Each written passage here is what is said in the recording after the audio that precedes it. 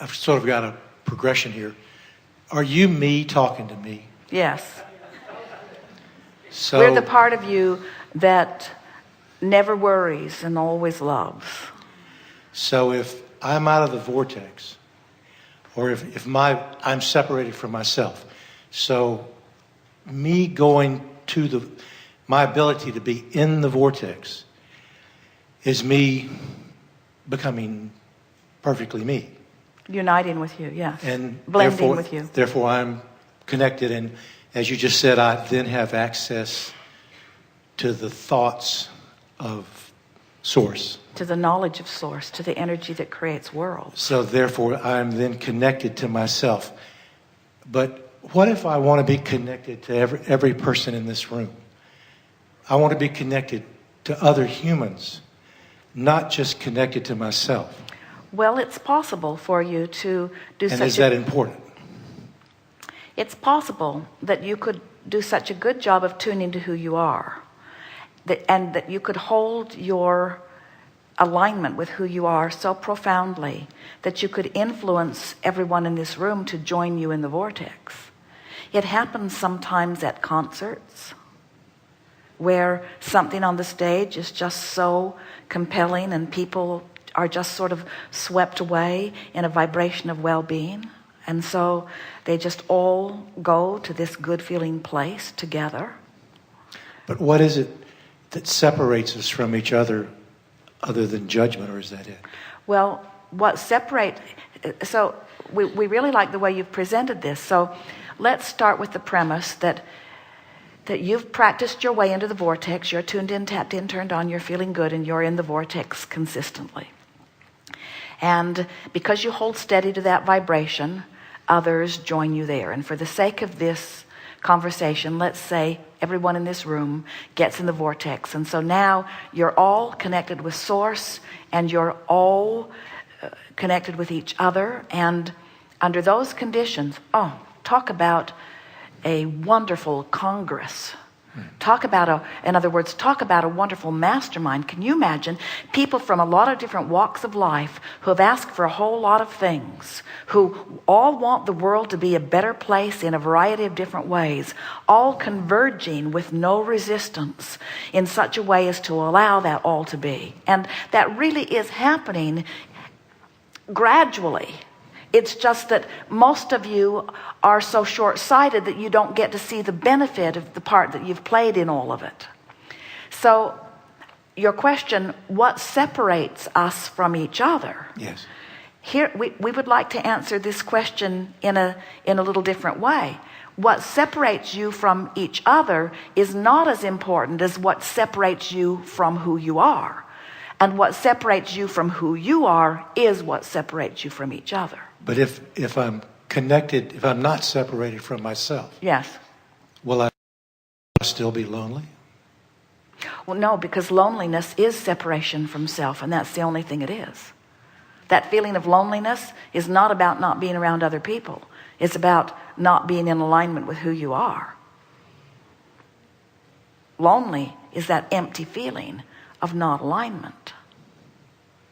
It's not a feeling of being disconnected from each other. It's the feeling of being disconnected from who you are. In other words, there are plenty of people with no one around who are completely content in their alignment with Source. I don't think I'm saying this the right way. Maybe I don't know how to ask my question. Well, it goes back to the funny analogy that we were attempting to be funny with earlier, when we said to the woman, you're not sad or lonely because your lover left. I get that. You're lonely because you're not in the vortex, and you're using the excuse to not be in the vortex to be because your lover left. So same thing applies here. You're not lonely because there aren't people around you. You're lonely because you're not in the vortex, and you're using people not being around you as your excuse to not be in the vortex. Can you hear it? I hear that. I'm sorry to be so troublesome. It's all right. It's no trouble. We're eager to move into a new place. But I noticed that there's a religiosity almost about connecting with Source, and that's it's meditation. It feels incredible. Yes. But And I not see lonely. people And not lonely. No, and not lonely at all. But I see people, individuals, unable to connect, who are working to do that in this room even. And so is there something that people are doing or not doing that would help them be together more? Be together with what? Each other.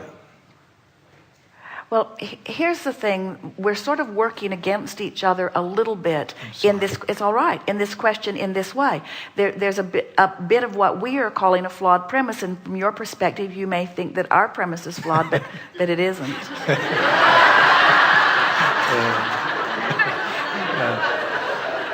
But it goes like, here's the flawed premise. Often, you're born into an environment, and someone, let's say you're born to your mother, and when she looks at you, she loves you. She's been waiting for you. She's glad you're here, and she can hardly take her eyes off of you. And when she looks at you, she loves you. So now, you look back, and what you see is her seeing you and loving you. And you love that feeling, because as she holds you as her object of attention, in her appreciation of you, she's connected to Source, so she's offering one stream, and she's flowing it at you. And oh, does that ever feel good? Mm-hmm.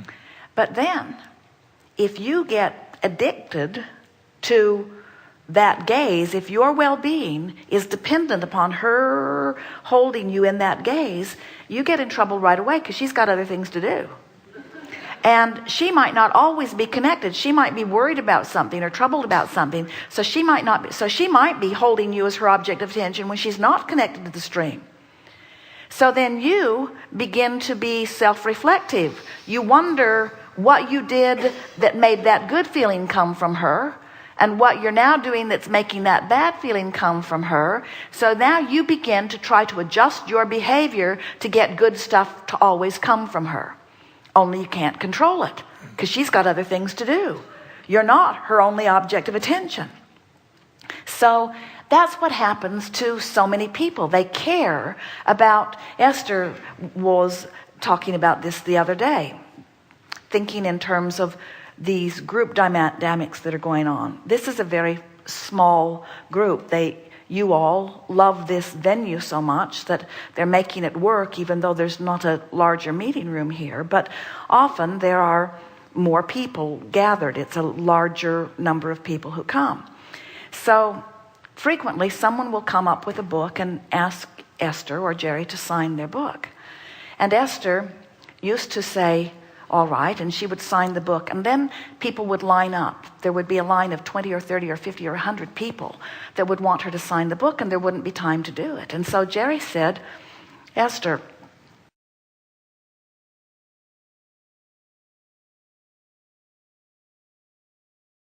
if you don't sign the first book, you'll disappoint that one person. But if you sign it, then you're going to disappoint 200 people, because there's just not time with these large numbers to do that. So Esther's sort of grappling with that, because she doesn't want to appear rude, even though she knows that that is a valid understanding.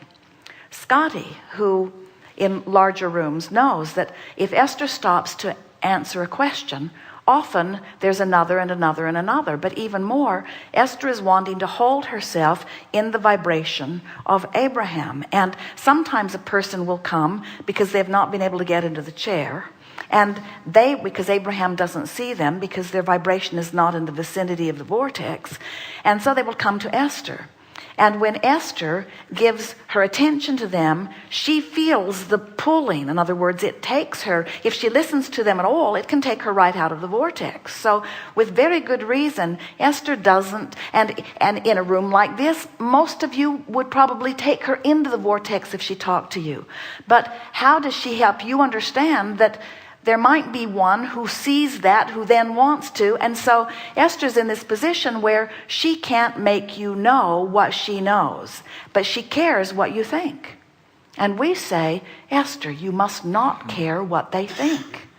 You must not try to contour your behavior to please those who can't understand. And everybody falls into that category. You just cannot move your life around in enough different ways to keep them all happy. So you just have to be. So you just have to be selfish enough to keep yourself in alignment with who you are. In other words, think of what you give when you tune to who you are. Look at what happens in a gathering like this, where you tune to who you are and Esther tunes to who she is. And together we take thought into that whole new place. It's the picture that you are describing. Yeah? Is that because I'm controlling the only thing I can control, which is my thought? Yes, perfectly stated. And we would enhance it just slightly by saying you're controlling the only thing you can control, which is your relationship with who you are. That's right. You're controlling your alignment, and then you're letting the law of attraction sort it out. I got it. You did get it. Thank you. Yes, indeed.